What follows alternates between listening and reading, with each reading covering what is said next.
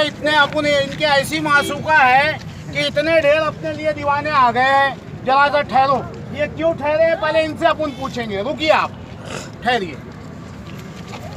ये बेटा उधर ये बिच्चू यार, ये बेटा बिच्छू है। रोड पे नहीं जा सकते। वही तो मैं जानना चाह रहा हूँ।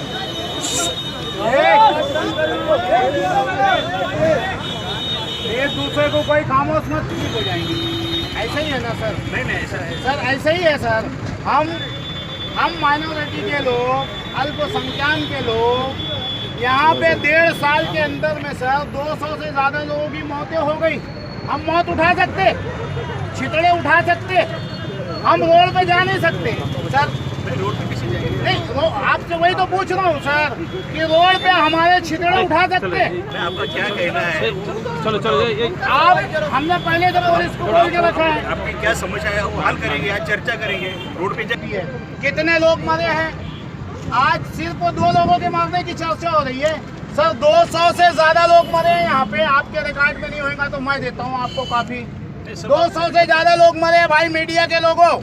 और नेशनल हाईवे पूरे मुल्क में जहाँ भी बनती है, कायदा है, कानून है, उसके एग्रीमेंट में लिखा है कि अगर जो उसकी जद में एक छोटा सा देहात आ जाए जहाँ पे सिर्फ 50 घर और 100 घर है तो वहाँ पहले सर्विस रोड बनानी चाहिए सर। ये उनके कायदे में है, सर्विस रोड बननी चाहिए। वहाँ पे स्ट्रीट लाइट लगने चाहिए, ब्रेकर बनने चाहिए, सावधान की पार्टी लगनी चाहिए। लेकिन मालेगांव शहर अल्पसंख्यक का शहर, एक अजीब और गरीब शहर है कि आप मीडिया के लोग देख सकते हो कि चौपुल्ली से लेकर दरेगांव तक कोई सर्विस रोड नहीं है। यहाँ के मौजूदा सियासतदानों इनके साथ मिले हुए हैं। क्यों नहीं बनी?